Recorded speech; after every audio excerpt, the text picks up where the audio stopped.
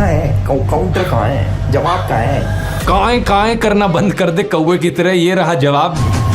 खतरनाक George Soros, जिनके बारे में इतनी कंस्पिरेसी थ्योरीज फैलाई जाती हैं, इनके बीजेपी के साथ मैंने डायरेक्ट लिंक्स दिखा दिए। लेकिन एल्विश ने जो लिंक बताया हर्ष मंदर का मेरे साथ, आप भी सुनकर चौंक जाएंगे कि कोई इस लेवल का बेवकूफ कैसे हो सकता है। वैसे मुझे तो लगता है ये खुद ही इतना बेवकूफ है, क्योंकि इसने ये भी नहीं नोटिस किया कि ये वाला जो आदिल अमन था जो मेरे फेसबुक ग्रुप में था, उसके नाम की स्पेलिंग अलग थी और इस वाले आदिल अमन के नाम की स्पेलिंग अलग है। ऑलरेडी तेरे ऊपर इतने सारे कोर्ट केसेस चल रहे हैं, जमानत पर तू बाहर है, और फिर वीडियो में ऐसी आकर बकवास करता है कि और तेरे ऊपर कोर्ट केसेस आ जाए। नमस्कार दोस्तों, कभी बिटोड़ा देखा है आपने? ये चीज, इसमें गोबर के बने हुए उपले रखे जाते हैं। हरियाणवी में एक कहावत है कि बिटोड़े के मुंह से उपले ही निकलेंगे। अभी कुछ हफ्ते पहले किसी दोस्त ने मुझे कहा कि एल्विश यादव ने मेरे ऊपर एक वीडियो बनाया है, मेरा क्या कहना है उस वीडियो को लेकर। मैंने कहा भाई क्या यार, क्या उम्मीद करते हो, बिटोड़े के मुंह से उपले ही निकलेंगे। अब वैसे तो दोस्तों इन गोदी यूट्यूबर्स का एक पूरा झुंड बैठा है जिसने पिछले कुछ महीनों में मेरे ऊपर एक से बढ़कर एक हमले करने की कोशिश करी है। कोई मुझे कभी कुत्ता कहता है, कोई कॉकरोच कहता है, कोई कहता है कि मेरी वाइफ पाकिस्तानी है, तो कोई मुझे बुली कहता है। लेकिन इन सभी में से एल्विश सही मायनों में इन बेवकूफों का सरदार है, क्योंकि जितनी अनाप शनाप बातें इसने अपने वीडियो में करी ना मेरे बारे में, जितने दुनिया भर के झूठ इसने फैलाए, उतने शायद ही किसी ने फैलाए। इसने मुझ पर जो वीडियो बनाई उसका कई सारे यूट्यूबर्स ऑलरेडी काउंटर कर चुके हैं। जिन्होंने भगवा रंग पहन रखा वो छपरी है, कि सब छपरी हैं ये, जितने भी ये सैफरन गमछा ओढ़ते हैं। अरे एल्विश भाई, ध्रुव राठी ने ये कहीं नहीं कहा कि जो भगवा रंग पहनता है वो छपरी है, बल्कि वो लोग जो भगवा रंग पहन के मस्जिद के सामने जाकर हाथों में तलवार लेके घूमते हैं, वो लोग जो भगवा रंग पहन के राम का नाम खराब करते हैं, वो छपरी हैं। इसे बोलते हैं भाई साहब ब्रेन वॉशिंग। किस चीज का सिस्टम है? बच्चे बिगाड़ने का, गैम्बलिंग ऐप प्रमोट करने का, या फिर भांग पीकर वीडियो बनाने का, बियर पीकर वीडियो बनाने का, माहौल खराब करने का? आखिर किस चीज का सिस्टम? किसी भी चीज को यहां से वहां जोड़ दिया, कभी बोला कुछ, दिखाया कुछ, कभी तो बोलना ही नहीं आया ढंग से। हर्ष मंदार कह लो या फिर हर्ष मंदर कह लो, जो भी है। तो this is an interview of Harmandar Singh. Harmandar Singh Harsh Mandar नहीं है, इज अ डिफरेंट गाय। अब जस्ट बिकॉज उनके नाम सिमिलर हैं तो इसने उन्हीं का आर्टिकल दिखा दिया, मतलब हद होती है यार। अब इस बात का कोई प्रूफ अवेलेबल नहीं है कि हर्ष मंदर और ध्रुव राठी डायरेक्टली कनेक्टेड हैं, लेकिन एक स्पेकुलेशन के आधार पे और एक कॉन्स्पिरेसी थ्योरी के आधार पे इस बात को इतने कॉन्फिडेंस से बता दिया जाता है। जो व्यक्ति गाली देता था वो व्यक्ति ने इस वीडियो में गाली नहीं दी, खुद ही बोल रहा है नहीं दे पाऊंगा। क्यों? क्योंकि इस व्यक्ति ने सुधारा है उसको। ये है पढ़े लिखे यूट्यूबर्स का फर्क। जब छपरियों का सरदार गाली देना बंद कर सकता है इस व्यक्ति के वीडियो की वजह से, तो फिर इसके जो गुलाम हैं वो क्यों नहीं गाली देना बंद करेंगे? इतनी बेइज्जती होने के बाद भी एल्विश का मन नहीं भरा, मुझसे कहने लगा कि काउंटर दो। कहाँ है काउंटर, कहाँ है काउंटर? काउंटर कहाँ है काउंटर, कहाँ है जवाब, कहाँ है? काएं करना बंद कर दे कौवे की तरह, ये रहा जवाब। बस एक चीज कहूंगा, विक्टिम कार्ड मत खेलियो इस वीडियो को देखने के बाद। रोना धोना नहीं चलेगा, पहले भी तू टीवी पर बहुत रोया। लोग मेरे को बोलते थे बीजेपी का दल्ला है। हमारे ध्रुव भाई को एंटी नेशनल्स में इतना इंटरेस्ट क्यों है? करने को कोई कुछ भी कर सकता है, पर इंसान कितना पागल होगा। बीजेपी की एक बड़ी पॉपुलर स्ट्रैटेजी है, आपने भी नोटिस किया होगा दोस्तों, कि जो भी इंसान बीजेपी की आलोचना करता है, ये बीजेपी वाले उसे एंटी नेशनल घोषित करते फिरते हैं। एल्विश ने भी यही किया कि ये इंसान एंटी नेशनल, वो एंटी नेशनल, फलाना एंटी नेशनल, ढिमकाना एंटी नेशनल। अब किसी तरीके से इन सभी लोगों के ध्रुव राठी से कनेक्शन जोड़ दो और इसे भी एंटी नेशनल घोषित कर दो। मैंने तो एंटी नेशनल घोषित कर दिया। आइए पॉइंट बाय पॉइंट देखते हैं कि इसने एग्जैक्टली क्या कहा था। इसने बात करी थी आदिल अमन नाम के एक आदमी की। साल 2020 के अंदर ध्रुव राठी ने एक फेसबुक ग्रुप बनाया जिसके अंदर वो एडमिन थे, और इस ग्रुप के अंदर बहुत सारे लोग थे। उसके अंदर एक इंपॉर्टेंट चेहरा था जिसका नाम है आदिल अमन। पहली गलत इन्फो, साल 2020 में मैंने कोई ग्रुप नहीं बनाया। जिस ग्रुप की ये बात कर रहा है वो मैंने 2017 में बनाया था और 2020 तक तो मैंने उसे बंद कर दिया था। इस फेसबुक ग्रुप का नाम था ध्रुव राठी स्क्वाड। इसके साथ साथ मेरा एक फेसबुक पेज भी है सिर्फ ध्रुव राठी नाम से। इस ग्रुप को मैनेज करने के लिए मैंने कुछ एडमिन्स को चुना, उन लोगों में से जो मेरे फेसबुक पेज पर सबसे ज्यादा एक्टिव लोग थे। कौन ये लोग थे मैं नहीं जानता, मैंने सिर्फ इस बेसिस पर इन लोगों फेसबुक ग्रुप का एडमिन बनाया कि ये मेरे फेसबुक पेज पर सबसे ज्यादा लाइक और कमेंट करते थे। इनफैक्ट फेसबुक की खुद की ये सजेशन होती थी उस जमाने में। तो जो भी एडमिन्स थे मेरे फेसबुक ग्रुप के, उनमें से किसी से भी मैं आज तक पर्सनली कभी नहीं मिला। अब हुआ क्या कि इनमें से एक एडमिन आदिल अमन ने एक टाइम पर बड़े ही वायलेंट और एक्सट्रीमिस्ट टाइप के कमेंट्स किए जिन्हें ऑब्वियसली मैं सपोर्ट नहीं करता। बाकी एडमिन्स ने वो कमेंट्स मुझे दिखाए और मैंने फिर इसे एडमिन की पोजीशन से हटा दिया। अब लॉजिकल सी बात है, मैं हमेशा नाथूराम गोडसे वाली ऐसी मानसिकता का विरोध करता हूं, लेकिन बाद में मैंने रियलाइज किया कि अगर इस तरीके से चलता रहा, इस ग्रुप में कोई कुछ भी लिखेगा, ब्लेम वहां मेरे ऊपर आएगा बाद में। इसलिए साल 2020-21 के अराउंड मैंने इस पूरे फेसबुक ग्रुप को ही शट डाउन कर दिया। अब 4 सालों बाद हमारी कहानी में एंट्री होती है इस बेवकूफ की, जो इस घटना को लेकर एक स्कैंडल बनाने की कोशिश करता है। ये अपनी इमेजिनरी कहानियां बनाता है कि आदिल और मैं तो जिगरी दोस्त हैं। अगर ध्रुव भाई ये वीडियो देख रहे हैं तो भाई के चेहरे पे मुस्कुराहट आ गई होगी, क्योंकि पुराने साथी हैं, आम आदमी पार्टी में साथ में काम करते थे। जब प्रधानमंत्री मोदी सड़क छाप मवालियों को ट्विटर पर फॉलो करते हुए दिखते हैं, तब तो ये गोदी इन्फ्लुएंसर सारा लॉजिक लगा देते हैं कि इसमें हमारे प्रधानमंत्री जी की क्या गलती। उन्हें क्या पता था कि ये इंसान ऐसी अभद्र भाषा का इस्तेमाल कर सकता है। याद है निखिल नाम का एक ट्विटर यूजर जिसने गर्व से कहा था कि प्रधानमंत्री मोदी उसे फॉलो करते हैं। इसने किस तरीके से एक महिला पत्रकार की मौत पर जश्न मनाया था, उनको गालियां दी थी। और प्लीज प्रधानमंत्री से रिक्वेस्ट कीजिए कि वो इस तरह के लोगों को फॉलो ना करें। कोई नहीं मिलता उनको हिंदुस्तान में तो मुझे फॉलो कर लें। लेकिन ये इकलौता ऐसा केस नहीं है। ये बीजेपी 2016 पेज जिसने जर्नलिस्ट स्वाति चतुर्वेदी के खिलाफ बहुत ही भद्दी भाषा लिखी, इसे भी नरेंद्र मोदी फॉलो कर रहे थे। बीजेपी 2014 अवनीश चौबे, कुल आदित्य, महावीर एम जैसे कितने और ऐसे थ्रेटनिंग और अब्यूजिव हैंडल्स हैं जिन्हें प्रधानमंत्री फॉलो कर रहे थे। इतना ही नहीं, प्रधानमंत्री मोदी ने तो अंकित जैन, सुरेश नखवा, तेजिंदर बग्गा जैसे कुछ हिंसक गालीबाज ट्रोल्स को अपने ऑफिशियल रेजिडेंस पर होस्ट भी किया था। क्या पहले चेक नहीं कर सकते थे कि ये कैसे लोग हैं? ऑनलाइन से अब ऑफलाइन पर आ जाए तो आसाराम बलात्कार के लिए कॉन्विक्ट हुआ, यहां नरेंद्र मोदी उसे माला पहनाते हुए और उसके पैर छूते हुए दिख रहे हैं। जीवन में जब कोई नहीं जानता था, उस समय से बापू के आशीर्वाद मुझे मिलते रहे हैं। इस ट्वीट और इस फेसबुक पोस्ट में प्रधानमंत्री मोदी गुरमीत राम रहीम की प्रशंसा करते हुए दिख रहे हैं। वही गुरमीत राम रहीम जिसे मर्डर और रेप जैसे केसेस में दोषी पाया गया है। इस फोटो में हरियाणा के पूर्व मुख्यमंत्री गुरमीत राम रहीम के साथ बैठे हुए दिख रहे हैं। 2017 के इस न्यूज आर्टिकल को देखिए। मध्य प्रदेश की एंटी टेररिस्ट स्क्वाड ने भोपाल, ग्वालियर, जबलपुर और सतना में 11 लोगों को गिरफ्तार किया। इन पर आरोप था कि ये पाकिस्तान की ISI के लिए जासूसी कर रहे थे। अब आज तक की ये हेडलाइन देखिए। ये जो गले में बीजेपी का पट्टा डाले हुए और टी-शर्ट पर मोदी लिखवाए हुए दिख रहा है, ये है ध्रुव सक्सेना। यहाँ इसकी फोटो देखिए मध्य प्रदेश के पूर्व मुख्यमंत्री शिवराज सिंह चौहान के साथ। कि भारतीय जनता पार्टी विश्व की पहली राजनीतिक पार्टी जिसके ऊपर एक ठप्पा लग चुका है कि यह एक ISI सर्टिफाइड पार्टी बन चुकी है। कम से कम 3 शख्स इन 11 में से सीधा तरीके से भारतीय जनता पार्टी के साथ जुड़े हुए। अलेजिड आतंकवादियों के बीजेपी से सिर्फ 1-2 ऐसे कनेक्शन नहीं है, ढेर सारे हैं। 2022 के इस न्यूज आर्टिकल को देखिए। जम्मू के रियासी में पकड़े गए आतंकियों में से एक तालिब हुसैन जम्मू एंड कश्मीर बीजेपी के माइनॉरिटी मोर्चा IT सेल का फॉर्मर चीफ निकला। बीजेपी ने कहा कि यह केवल 18 दिन तक बीजेपी का सदस्य रहा था। नासिर और जुनैद की किलिंग का अक्यूज्ड मोनू मानेसर इस फोटो में अनुराग ठाकुर के साथ, यहाँ लेट अरुण जेटली के साथ और यहाँ होम मिनिस्टर अमित शाह के साथ। इस फोटो में प्रधानमंत्री मोदी पूर्व बीजेपी सांसद प्रज्ञा ठाकुर के साथ दिख रहे हैं, जो 2008 के मालेगांव बॉम्ब ब्लास्ट की एक अक्यूज्ड है। बीजेपी नेताओं की एक्सट्रीमिस्ट टेंडेंसीज में डायरेक्ट इन्वॉल्वमेंट या इनडायरेक्ट एसोसिएशन के ये सब एग्जांपल्स तो बस ट्रेलर हैं। अगर मैं पूरी लिस्ट बनाने लग जाऊं तो यहाँ 3 घंटे की फिल्म बन जाएगी। बाबू बजरंगी का स्टिंग ऑपरेशन, यशवंत शिंदे का एफिडेविट, प्रज्वल रेवन्ना, आशीष मिश्रा, अनुराग ठाकुर, यति नरसिंह सरस्वती, सूरजपाल अमू, सुरेश चव्हाण के लिस्ट चलती ही जाती है। कोई कहता है गोली मारो, कोई लिंचिंग के लिए दोषी पाए गए लोगों को मालाएं पहनाता है, कोई बलात्कारियों को संस्कारी ब्राह्मण बताता है, तो कोई मुसलमानों के खिलाफ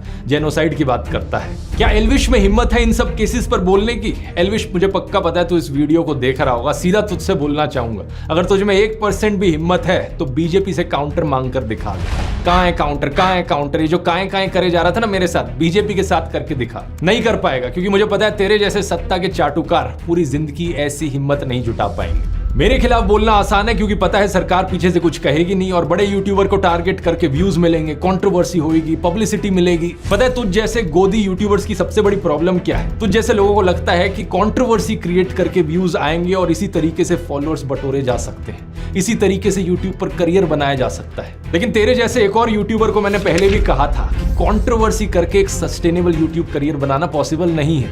एक लिमिट तक ही लोग इस ड्रामे को बर्दाश्त करेंगे, उसके बाद लोगों को भी पता लग जाएगा तू ये ड्रामा जो करता है, कंट्रोवर्सी जो करता है, सिर्फ व्यूज के लिए करता है, पैसे के लिए करता है। असलियत में यूट्यूब पर अगर एक लॉन्ग टर्म करियर बनाना है तो उसके लिए ऑडियंस को कुछ जेन्युइन वैल्यू देनी पड़ेगी। ये चीज मैंने अपने यूट्यूब ब्लूप्रिंट कोर्स में सिखाई है। अगर तुझे नहीं समझ में आती तो जाकर कोर्स ले ले, तेरे लिए एक स्पेशल डिस्काउंट भी दे देता हूँ। कूपन कोड यूज कर elvish40 40% ऑफ मिलेगा। इस 7.5 घंटे के कोर्स में मैंने सब कुछ सिखाया है कि फिल्मिंग कैसे करनी है, एडिटिंग कैसे करनी है, मोनेटाइजेशन कैसे करी जाती है, इस करियर से पैसे कैसे कमाए जा सकते हैं बिना गैम्बलिंग और बेटिंग की एप्स को प्रमोट करें।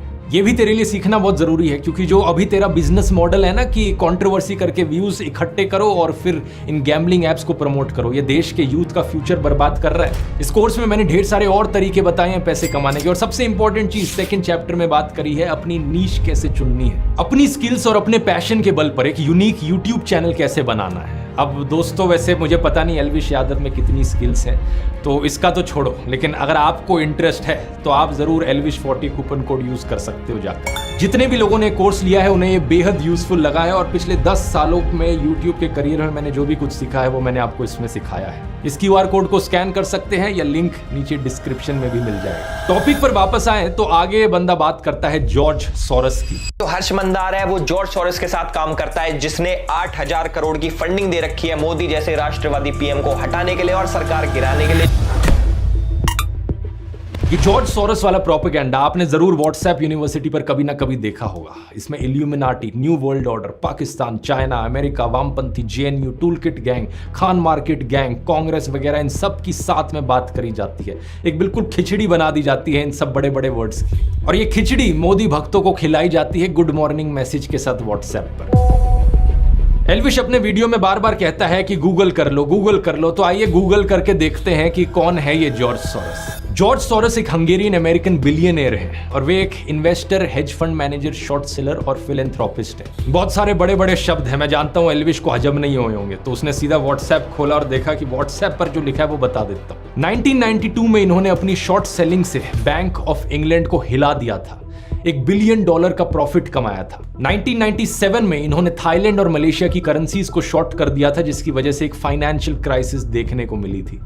उसी साल इन्होंने दी अटलांटिक में एक आर्टिकल लिखा था जिसमें इन्होंने कहा कि वैसे तो मैंने फाइनेंशियल मार्केट्स में छप्पर फाड़ कमाई की है, लेकिन अब मुझे लगता है कि लेसे फेयर कैपिटलिज्म, यानी जहां कोई रेगुलेशंस ना हो, ऐसा कैपिटलिज्म एक खतरा है ओपन सोसाइटी के लिए। ओपन सोसाइटी का मतलब है एक ऐसी दुनिया जहां डेमोक्रेटिक गवर्नेंस हो, फ्रीडम ऑफ एक्सप्रेशन हो और इंडिविजुअल राइट्स के लिए रिस्पेक्ट की जाए। ऐसी सोसाइटी बनाने के लिए इन्होंने दुनिया के 100 देशों में अपनी ओपन सोसाइटी फाउंडेशन बनाई। इस ओपन सोसाइटी फाउंडेशन ने इंडिया में अपने कदम रखे साल 1999 में, जब अटल बिहारी वाजपेयी हमारे देश के प्रधानमंत्री थे। इनिशियली ये इंडियन इंस्टीट्यूशंस में स्टडी और रिसर्च के लिए स्टूडेंट्स को फेलोशिप्स और स्कॉलरशिप्स देते थे। ये सिर्फ साल 2014 में ही था कि इन्होंने अपना India specific grant making program शुरू किया। इसके तहत इन्होंने अलग अलग सेक्टर्स में काम करने वाली लोकल ऑर्गेनाइजेशंस को सपोर्ट किया, जैसे कि साइको सोशल डिसेबिलिटीज वाले लोगों के लिए community living, public services, rights को स्ट्रेंथन करना, justice system reforms, medicine access. इनके सोशल इंपैक्ट इन्वेस्टमेंट्स ने 2 वेंचर्स को फंड किया है, नियो ग्रोथ और कैपिटल फ्लोट। इन दोनों वेंचर्स ने इंडिया के 40,000 से ज्यादा छोटे बिजनेसेस को $300 मिलियन की अफोर्डेबल फाइनेंसिंग दी है। जैसे कि 2017 का ये न्यूज आर्टिकल देखिए, कैपिटल फ्लोट फाइनेंशियल ईयर 2018 में 5,000 करोड़ के लोन्स डिसबर्स करेगी स्मॉल और माइक्रो बिजनेसेस को। 2022 में कैपिटल फ्लोट का नाम हो गया एक्सियो। थोड़ा और गूगल करोगे तो पता चलेगा कि इस कंपनी के फाउंडर्स कौन हैं, गौरव हिंदुजा और शशांक ऋष्यशृंग, जिन्होंने स्टैनफोर्ड यूनिवर्सिटी से अपनी MBA की है। और गौरव हिंदुजा के बारे में अगर आप गूगल करोगे तो इनका ट्विटर अकाउंट सामने आएगा, जिसमें इनके वेरीफाइड फॉलोअर्स में आप देख सकते हो बीजेपी के नेता कपिल मिश्रा। फिर शशांक का नाम गूगल करो, शशांक की शादी के बारे में ये न्यूज आर्टिकल सामने आएगा। देखिए यहाँ कौन गेस्ट आए थे इस शादी को अटेंड करने। मुकेश अंबानी की मदर कोकिलाबेन अंबानी, बीजेपी नेता लाल कृष्ण आडवाणी और बीजेपी नेता देवेंद्र फडणवीस। तो ये एलिजिडली खतरनाक जॉर्ज सोरस, जिनके बारे में इतनी कंस्पिरेसी थ्योरीज फैलाई जाती हैं, इनके बीजेपी के साथ मैंने डायरेक्ट लिंक्स दिखा दिए। लेकिन व्हाट्सएप पर झूठी खबरें क्या फैलाएंगे ये लोग कि भाई मुझे जॉर्ज सोरस से फंडिंग आती है। इंडियन एक्सप्रेस की एक इन्वेस्टिगेशन से पता चला कि जॉर्ज सोरस की ओपन सोसाइटी फाउंडेशन के वर्ल्ड वाइड 68 ऐसे प्रोजेक्ट्स हैं जिनकी फंडिंग होती है UN डेमोक्रेसी फंड से, और इंडिया इस यूनाइटेड नेशंस डेमोक्रेसी फंड में 4th हाईएस्ट कंट्रीब्यूटर है। इसका मतलब समझ रहे हो दोस्तों, इनडायरेक्टली जॉर्ज सोरस की फंडिंग करती है मोदी सरकार। इन्हीं जॉर्ज सोरस ने चाइना के जी जिनपिंग के बारे में कहा कि चाइना के प्रेसिडेंट ओपन सोसाइटीज के लिए सबसे खतरनाक ओपोनेंट है। इन्होंने इंटरनेशनल कम्युनिटी को यह कहा है कि चाइना की हाईटेक कंपनीज पर क्रैकडाउन किया जाए। इन्होंने चाइना के बेल्ट एंड रोड इनिशिएटिव की भी सख्त आलोचना की थी। इतना ही नहीं, 2017 में पाकिस्तान ने ओपन सोसाइटी फाउंडेशन की पाकिस्तान ब्रांच को बंद करने का आदेश दिया था। तो जिस जॉर्ज सोरोस को ये लोग विलन बनाने की कोशिश करते हैं, वो तो ओपनली चाइना और पाकिस्तान के खिलाफ बोलते हैं। इतना ही नहीं, इन्होंने अमेरिका में रेसिज्म को खत्म करने के लिए भी एफर्ट्स किए हैं। इन्होंने इनकम इनइक्वालिटी के खिलाफ भी आवाज उठाई है। कुछ और अमीर लोगों के साथ मिलकर इन्होंने अमेरिकन गवर्नमेंट को एक लेटर भी लिखा था, जिसमें कहा कि मिडिल क्लास और गरीब लोगों के बजाय अमीरों से टैक्स वसूला जाए। इन्होंने कहा कि हमारे जैसे अमीर लोग जिनके पास $50 मिलियन से भी ज्यादा पैसा है, इनके ऊपर 2 से 3% का वेल्थ टैक्स लगाया जाना चाहिए। तो ओवरऑल आप देख सकते हैं कि जॉर्ज सोरोस चाइना के ओपनली खिलाफ बोलते हैं, पाकिस्तान को इनसे तकलीफ है, अमेरिका में रेसिज्म और इनकम इनइक्वालिटी का ये विरोध करते हैं, अनरेगुलेटेड कैपिटलिज्म के खतरों पर ये बात करते हैं, इंडिया में स्टूडेंट्स को फेलोशिप दी है इन्होंने, फार्मर्स को पैसा दिया है इनकी ऑर्गेनाइजेशन ने, 40,000 से ज्यादा स्मॉल बिजनेसेस को इजी लोन्स प्रोवाइड करवाए हैं, फ्रेशवर्क्स जैसी इंडिया की कई स्टार्टअप्स में इनकी इन्वेस्टमेंट है, और इंडियन गवर्नमेंट यूनाइटेड नेशंस के डेमोक्रेटिक फंड में डोनेट करती है, जहां से इनके वर्ल्ड वाइड प्रोजेक्ट्स को पैसा मिलता है। यहां तक सुनने में तो सब ठीक ही लग रहा है, तो फिर प्रॉब्लम क्या है? प्रॉब्लम यह है कि इन्होंने इंडिया में डेमोक्रेसी के इरोजन पर कंसर्न जताया। प्रॉब्लम यह है कि इन्होंने नरेंद्र मोदी के खिलाफ भी बोला। प्रधानमंत्री मोदी और गौतम अडानी के एलिजिड नाजायज संबंधों के बारे में इन्होंने बात की। इन्होंने कहा कि नरेंद्र मोदी को अडानी क्राइसिस पर सवालों के जवाब देने होंगे ताकि फॉरेन इन्वेस्टर्स का विश्वास ना डगमगाए। Modi and business tycoon Adani are close allies. Modi is silent on the subject, but he will have to answer questions from foreign investors and in parliament. और आप तो जानते ही हो कि गोदी इकोसिस्टम के हिसाब से मोदी भारत है और भारत मोदी है इन लोगों के लिए। इसलिए कोई भी प्रधानमंत्री मोदी की आलोचना करे, इन लोगों का गैंग उसे भारत विरोधी डिक्लेयर कर देता है, फिर चाहे वो रियाना हो, भारत के किसान हो या फिर जॉर्ज सोरोस हो। अब ये सारा तो व्हाट्सएप और गोदी मीडिया पर घूम रहा प्रोपेगेंडा है, लेकिन एल्विश की बेवकूफी तो इससे भी ज्यादा कमाल की है। एल्विश कहता है कि जॉर्ज सोरोस को राहुल गांधी की आंटी जानती है, इसलिए वो आंटी हमारे देश के लिए खतरा है। जो हमारे जॉर्ज सोरोस हैं वो हमारे राहुल गांधी जी की आंटी फौरी नेहरू के बहुत ही करीबी दोस्त हैं। गूगल पर सर्च करो तो पता चलेगा कि 2017 में ऑलरेडी इनका देहांत हो चुका है, 108 साल की उम्र पर। एक ऐसी महिला जो आज से 7 साल पहले ही गुजर चुकी है, वो भी 108 साल की उम्र पर। एल्विश की राय में वो देश के लिए खतरा है। और वैसे तो 2009 का इंडियन एक्सप्रेस का ये आर्टिकल देखो, जिसमें बताया गया है कि फौरी नेहरू नेटिवली हंगरी से है, जहां से जॉर्ज सोरोस भी हैं। जॉर्ज सोरोस की तरह वो भी ज्यूइश थी। जब इंडिया में उनकी लव मैरिज हुई तो उन्होंने अपना नाम कर लिया था शोभा नेहरू। इस 2009 के आर्टिकल की हेडिंग है, मिस्टर सोरोस एक पुरानी दोस्त से मिलने गए। लेकिन 14 साल बाद 18 फरवरी 2023 में इसी को 2 गोदी वेबसाइट्स पब्लिश करती हैं और कहती हैं खुलासा खुलासा, जानिए बड़ा खुलासा है। 14 साल पुराने आर्टिकल को दिखाकर ये लोग नया खुलासा कहते हैं। ऐसा ही कुछ किया गया farmer prime minister Manmohan Singh की बेटी अमृत सिंह को लेकर। वैसे तो 2013 का यह आर्टिकल है जहां लिखा है, प्रधानमंत्री की बेटी को मानव अधिकार कानून में जबरदस्त काम करने के लिए सम्मानित किया गया। उनकी रिपोर्ट का नाम था globalizing torture, CIA secret torture and extraordinary rendition. यहां उन्होंने 136 लोगों के बारे में बताया जिन्हें टेरर सस्पेक्ट्स बनाकर 54 देशों की जेलों में डिटेन किया गया, टॉर्चर किया गया। और यहां पर यह भी बताया गया है कि वो ओपन सोसाइटी जस्टिस इनिशिएटिव के साथ काम कर रही हैं, जिन्होंने इस रिपोर्ट को पब्लिश भी किया है। लेकिन इसके 7 साल बाद गोदी मीडिया वेबसाइट इसे भी छापकर कहती है, ये देखो नया खुलासा खुलासा खुलासा। लेकिन लेटेस्ट इंफॉर्मेशन अगर पता करने की कोशिश करी होती तो अब ये ओपन सोसाइटी फाउंडेशन में काम कर भी नहीं रही है। अब ये स्टैनफोर्ड यूनिवर्सिटी में लॉ की प्रोफेसर है। इसके बाद एल्विश बात करता है हर्ष मंदर की। हर्ष मंदार कह लो या फिर हर्ष मंदर कह लो, जो भी है। नहीं, पहली बात तो जो भी नहीं होता है, हर्ष मंदर है उनका नाम। कल को तेरे नाम को भी ऐसे करके कोई बोले कि एल्विश कह लो या एल्विश कह लो, जो भी है, ऐसे नहीं होता। दूसरा, आइए गूगल करते हैं कि अब ये कौन है। हर्ष मंदर एक फॉर्मर IAS ऑफिसर हैं जो 6 डिस्ट्रिक्ट्स में डिस्ट्रिक्ट हेड रहे हैं, डिविजनल कमिश्नर रहे हैं, मसूरी की Lal Bahadur Shastri IAS training academy में फैकल्टी रहे हैं और 2002 में इन्होंने गुजरात दंगों के विरोध में वॉलंटरी रिटायरमेंट ली थी। इन्होंने 24 किताबें लिखी हैं। इतनी किताबें एल्विश अपने 7 जन्मों में भी नहीं पढ़ पाए। पिछले 10 सालों में Dainik Bhaskar, Hindustan Times, the Hindu, Indian Express, Scroll, Live Mint, NDTV, Business Standard, Article 14 जैसे अखबारों और न्यूज पोर्टल्स के लिए कॉलम भी लिखे हैं। श्याम बेनेगल की फिल्म समर इनकी लिखी हुई 2 कहानियों पर बेस्ड है। इन्होंने बहुत से कॉलेज यूनिवर्सिटीज में लेक्चर लिए हैं, जैसे कि IIM Ahmedabad, NALSA university of law, MIT, Boston, university of California, institute of development studies. 2010 से 2012 तक ये यूपीए सरकार द्वारा बनाए गए नेशनल एडवाइजरी काउंसिल के मेंबर थे। कई इंपॉर्टेंट बिल्स ड्राफ्ट करने में इनका योगदान रहा है, जैसे कि right to information, right to education, food security bill, child labour abolition. इन्होंने लिंचिंग्स के विरोध में कारवाए मोहब्बत कैंपेन चलाया और इन्हें इनके काम के लिए बहुत सारे अवार्ड्स मिले हैं, जैसे कि M A. Thomas National Human Rights Award 2002, Christie Harmony Award 2012 या क्वाइड मिलेथ अवार्ड 2020। लेकिन इस अनपढ़ बेवकूफ एल्विश के अनुसार ये भी एंटी नेशनल है। आप पूछोगे क्यों? क्योंकि इन्होंने जॉर्ज सोरोस की ओपन सोसाइटी फाउंडेशन के साथ काम किया है। वही हर्ष मंदार जो कि जॉर्ज सोरोस के लिए काम करता है।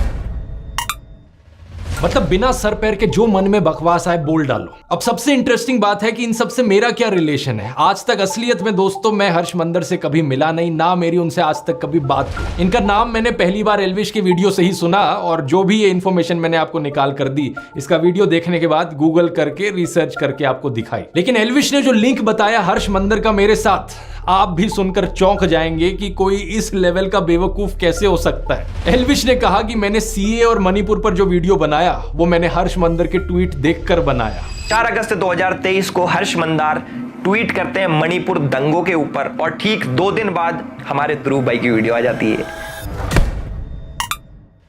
ये ट्वीट और वीडियो की टाइमिंग तो ऐसे दिखा रहा है जैसे कि बहुत बड़ा जासूस बन गया हो, लेकिन यहां पर भी इसने गलती करी। 14 दिसंबर 2019 को हर्ष मंदार CAA और NRC के ऊपर एक ट्वीट करता है और ठीक 3 दिन बाद यानी कि 17 दिसंबर 2019 को हमारे ध्रुव भाई as per the tool kit video बनाते हैं। उसके अंदर CAA का जिक्र होता है। असलियत में ये मेरा दूसरा वीडियो था CAA NRC के ऊपर। इससे 5 दिन पहले 12 दिसंबर को मैंने पहला वीडियो अपलोड किया था। टोटल में 3 वीडियोस मैंने बनाए थे। तीनों वीडियोस आज के दिन भी यूट्यूब पर अपलोडेड है। आप जाके इन तीनों में से इनके टाइम स्टैम्प्स देख सकते हो कि कब इन्हें अपलोड किया गया। तो पहली बात तो ये प्रूफ ही गलत है, और अगर ये सच भी होता तो इस तरीके से कनेक्शन दिखाना एक बहुत ही अजीबोगरीब चीज है। देश में कोई भी टॉपिक न्यूज में आता है तो ऑफकोर्स जो टॉप यूट्यूबर्स हैं उस पर वीडियोस बनाएंगे, मैं वीडियो बनाऊंगा उस चीज पर। दिसंबर 2019 में न्यूज चैनल्स पर, सोशल मीडिया पर इसकी बहुत चर्चा चल रही थी तो मैंने वीडियो बनाया।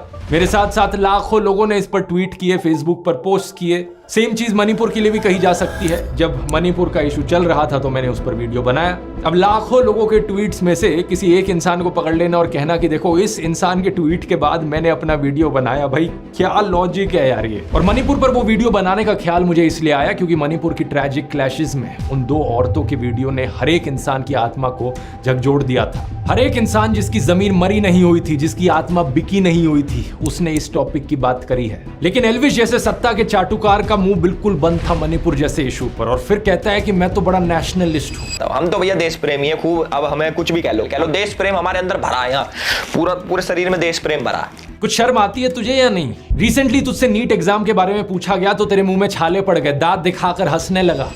गवर्नमेंट नीट एग्जाम, डॉक्टर्स के एग्जाम के पेपर लीक हुए, उस पर आपका क्या कहना है? क्योंकि एल्विश प्लीज आप मुनावर यंगस्टर्स के बारे में, और तू चाहता है कि बाकी लोग भी तेरी तरह किसी सोशियो पॉलिटिकल इश्यूज पर बोले ही ना कुछ। क्या तू अपने फैंस और व्यूअर्स को बिल्कुल ही बेवकूफ मानता है कि कुछ भी बचकाना बात वो हजम कर लेंगे तेरी? एल्विश को यह अंदेशा तो जरूर था कि ऐसी बचकाना बातों पर लोग यकीन नहीं करेंगे, इसलिए एक और पैंतरा खेला इसने। हर्ष मंदर के साथ मेरा कनेक्शन जोड़ने की कोशिश में ये आदिल अमन को बीच में ले आया। कहने लगा कि आदिल अमन एक्चुअली में अब जर्मनी में रहता है और हर्ष मंदर के साथ काम करता है। सबसे अच्छी बात यह है कि हमारे आदिल अमन भाई भी जर्मनी शिफ्ट हो चुके हैं और 2019 से कारवाए मोहब्बत नाम की एक NGO के साथ काम कर रहे हैं। इसके लिए इसने एक फेसबुक प्रोफाइल दिखाई पीछे प्रूफ के तौर पर, और जानते हो क्या दोस्तों, ये किसी और आदिल अमन की फेसबुक प्रोफाइल थी। लिटरली यहाँ पर 2 अलग अलग इंसानों की बात करी जा रही थी। या तो ये खुद इतना बेवकूफ है कि इसने चेक भी नहीं किया कि यहाँ पर किसका फेसबुक प्रोफाइल दिखा रहा है, या फिर ये सही मायनों में अपने व्यूअर्स को बेवकूफ समझता है। वैसे मुझे तो लगता है ये खुद ही इतना बेवकूफ है क्योंकि इसने ये भी नहीं नोटिस किया कि ये वाला जो आदिल अमन था जो मेरे फेसबुक ग्रुप में था, उसके नाम की स्पेलिंग अलग थी और इस वाले आदिल अमन के नाम की स्पेलिंग अलग है। ये नहीं सोचा इसने कि सेम इंसान कैसे हो सकते हैं। ये जो दूसरा वाला आदिल अमन है, इसकी ये फेसबुक पोस्ट देखी है। 1 जून 2024 की शाम को मुझे दोस्तों ने बताया कि मेरा नाम एक फेसबुक प्रोफाइल एल्विश यादव नाम के यूट्यूबर द्वारा मिसयूज किया जा रहा है। एल्विश जो अभी जमानत से बाहर है, उसके यूट्यूब पर 15 मिलियन सब्सक्राइबर्स है और इंस्टाग्राम पर 16 मिलियन फॉलोअर्स। मैं एक रिसर्चर हूं और यूनिवर्सिटी ऑफ ग्योटिंगन में मास्टर्स कर रहा हूं। मेरा किसी भी राजनीतिक पार्टी या उनके स्टूडेंट विंग से कोई भी एफिलिएशन नहीं है, जैसा कि एल्विश ने अपने वीडियो में दावा किया। वीडियो से ही ये क्लियर है कि एल्विश ने जिस कमेंट की बात की है वो मैंने नहीं किया। और मेरी फेसबुक प्रोफाइल का इस्तेमाल किया गया मेरे फॉर्मर एम्प्लॉयर हर्ष मंदर और ध्रुव राठी के बीच लिंक दिखाने के लिए। इस जानबूझकर की गई डिफेमेशन, मिस रिप्रेजेंटेशन की वजह से एल्विश के फॉलोअर्स ने गालियों वाले मैसेजेस मेरे फेसबुक इनबॉक्स में भर दिए हैं, मुझे और मेरे परिवार को चोट पहुंचाने की धमकियां दी हैं। ट्विटर पर भी मैंने देखा कि इस मिस इन्फॉर्मेशन की वजह से मेरी गिरफ्तारी की डिमांड करने लगे हैं लोग। अबे बेवकूफ एल्विश, तेरी वजह से कोई निर्दोष आदमी को वहां गालियां मिल रही हैं, शर्म आती है कि नहीं तुझे? आगे देखिए क्या लिखा है। मेरे वकील ने 3 जून को एल्विश यादव को एक लीगल नोटिस भेजा, ये बताते हुए कि जो कमेंट उसने मुझे एट्रीब्यूट किए हैं वो कमेंट मैंने किए ही नहीं और ना ही मैंने किसी प्रोटेस्ट को ऑर्गेनाइज किया है। हमने उसे 3 दिन दिए थे वीडियो हटाने के लिए और एक क्लैरिफिकेशन इशू करने के लिए। 3 दिन बीत चुके हैं और अब मैं एल्विश यादव के खिलाफ एक लीगल केस करूंगा, मेरी रेपुटेशन को नुकसान पहुंचाने के लिए और मेरे परिवार की सेफ्टी को थ्रेटन करने के लिए। इसलिए मैंने वीडियो के शुरू में ही कहा था, रोना मत एल्विश, जो तू बकवास करता है उसका एक्चुअली में किसी की लाइफ पर असर पड़ता है। ऑलरेडी तेरे ऊपर इतने सारे कोर्ट केसेस चल रहे हैं, जमानत पर तू बाहर है और फिर वीडियो में ऐसी आकर बकवास करता है कि और तेरे ऊपर कोर्ट केसेस आ जाए। एल्विश ने अपने वीडियो में कहा कि कोई भी आर्टिकल फार्टिकल दिखाकर किसी को भी कुछ भी साबित किया जा सकता है। मान लो कैमरामैन है, मुझे इसको गलत साबित करना है, मैं भाई कर दूंगा कैसे न कैसे करके, आर्टिकल पार्टिकल दिखा के। और यही चीज एग्जैक्टली एल्विश ने अपने वीडियो में करी। मैं पूछना चाहूंगा, जरा अपनी ऑडियंस को बता दे, ये सब जो तूने किया सिर्फ व्यूज और पैसे के लिए किया या फिर ऊपर से कोई पे भी कर रहा था तुझे? हर्ष मंदर की बात करते हुए इसने एक आर्टिकल दिखाया, एक लाइन को अंडरलाइन कर दिया कि मेरे माता पिता तांजानिया में ब्रिटिश पुलिस के लिए काम करते थे। अब इस आर्टिकल को देखो, यहां तो मंदर की बजाय सिंह लिखा है। इस आर्टिकल की ये लाइन को मैंने गूगल पर सर्च किया डबल कोट्स के साथ, तो ये वाला आर्टिकल सामने आया। ये एक इंटरव्यू था कैप्टन हरमंदर सिंह के साथ, जो कि एक बहादुर ऑफिसर थे। इनका जन्म साल 1926 तांजानिया में हुआ था और जब वो सिर्फ 33 साल के थे, यानी कि 1959 में चाइना ने तिब्बत पर अटैक कर दिया था। उस समय कैप्टन हरमंदर सिंह ने दलाई लामा को बचाकर भारत लाने में एक अहम भूमिका निभाई थी। पद्म अवार्ड्स की सरकारी वेबसाइट पर हम देख सकते हैं कि इन्हें 1960 में पद्मश्री से सम्मानित किया गया। अबे एल्विश, और कुछ नहीं तो कम से कम ऐसे बहादुर ऑफिसर का तो सम्मान कर लेता। माना कि तू अनपढ़ टाइप का है, लेकिन क्या इतना भी पढ़ना नहीं आता कि हर्ष मंदर और हरमंदर सिंह में डिफरेंशिएट कर सके? और वैसे मैं आपको बता दूं दोस्तों, हर्ष मंदर इन्हीं कैप्टन हरमंदर सिंह के बेटे हैं। यहां पर अगर हर्ष मंदर भी चाहें तो वो भी सीधा सीधा एल्विश के ऊपर डिफेमेशन का केस कर सकते हैं। इतना ही नहीं, former prime minister Manmohan Singh ji की बेटी अमृत सिंह के खिलाफ जो तूने झूठ फैलाया है वो भी केस कर सकती हैं तेरे ऊपर। और तो और मैं भी केस कर सकता हूं तेरे ऊपर डिफेमेशन का। मेरे लॉयर ने कहा कि जो भी तूने बकवास करी है इस वीडियो में वो सीधे तौर पर क्रिमिनल डिफेमेशन का केस बनता है। अगर ये सारे और केसेस कल को तेरे ऊपर हो गए तो फिर विक्टिम कार्ड मत खेलियो, मैंने पहले ही वार्न किया था इस वीडियो में। जितने फालतू के फर्जी लिंक्स एल्विश ने मेरे बनाने की कोशिश करी और लोगों के साथ, उससे सीधा कनेक्शन मैं इसका बना सकता हूं। एल्विश ने अपने एक वीडियो में अखिलेश यादव को सपोर्ट दिखाया था। वैसे हम तो भाई अखिलेश के सपोर्टर है भाई, यादव बिरादरी जिंदाबाद कर रखी है हमने पूरे यूपी में, तो भाई बताओ कि क्यों ना करें हम अखिलेश को सपोर्ट। अखिलेश यादव के अलायंस पार्टनर कौन है? राहुल गांधी। तो अगर ये राहुल गांधी को देशद्रोही ठहरा रहा था वहां पर अपने वीडियो में, तो ये खुद भी देशद्रोही हुआ। और दूसरी तरफ बीजेपी से भी तेरे इतने ही लिंक्स हैं, इतने सारे पॉलिटिशियंस के साथ जाकर तूने फोटो खिंचाई है, शो ऑफ किया है, अपना सपोर्ट जताने की कोशिश करी है। तो चाहे इस तरफ से हो चाहे उस तरफ से, तेरे भी फालतू के कैसे कनेक्शंस बनाए जा सकते हैं और तुझे भी एंटी नेशनल घोषित किया जा सकता है। मैंने तो एंटी नेशनल घोषित कर दिया, अब देखो एनआईए ने पकड़ लिया। एल्विश, तेरे जितने भी झूठ पकड़े हैं मैंने अभी तक सिर्फ 5-6 मिनट के वीडियो के सेक्शन में पकड़े हैं, अभी तो और झूठ पकड़ने बाकी है। पकड़ लिया। तूने और बहुत सारे आरोप लगाए थे मेरे ऊपर कि कैसे मैंने अपने व्हाट्सएप चैनल पर झूठी जानकारी फैलाई, टेलीग्राम पर पोर्नोग्राफिक कंटेंट शेयर किया, क्या क्या बकवास तू इमेजिन करता है। कभी तूने कहा कि मैं कोई फर्जी कॉइन प्रमोट करता हूं, कभी तूने कहा कि मेरा आम आदमी पार्टी के साथ लिंक है। जो तूने गंदगी फैलाई है इसको साफ करने में एक और वीडियो लगेगा। आगे के एक वीडियो में दोस्तों बाकी सारे आरोपों को भी डिटेल में समझेंगे और इस एल्विश यादव की असली पर्सनैलिटी को भी पकड़ेंगे। इतने एल्विश, थोड़ा इंट्रोस्पेक्ट कर, अंकल आंटी से जाकर बात कर, उन्हें ये वीडियो दिखा, उन्हें भी बता कि कितने और कोर्ट केसेस अब तेरे ऊपर किए जा सकते हैं। और हाँ, विक्टिम कार्ड मत खेलना, मुझे नहीं चाहिए कि तू दोबारा से जाकर किसी न्यूज चैनल पर रोना धोना कर। अगर आपको दोस्तों इंटरेस्ट है यूट्यूब को पार्ट टाइम जॉब या फुल टाइम करियर बनाने में, तो यूट्यूब ब्लूप्रिंट का लिंक नीचे डिस्क्रिप्शन में मिल जाएगा या फिर आप इस QR कोड को स्कैन कर सकते हैं। कूपन कोड है ELVISH40। तब तक के लिए मैं बताना चाहूंगा, ऐसी वीडियो मैंने पहले भी बनाई थी एल्विश के ऊपर, यहाँ क्लिक करके वो देख सकते हो अगर देखना चाहो कि किस तरीके से ऐसे यूट्यूबर्स गंदगी फैलाते हैं समाज में। बहुत बहुत धन्यवाद।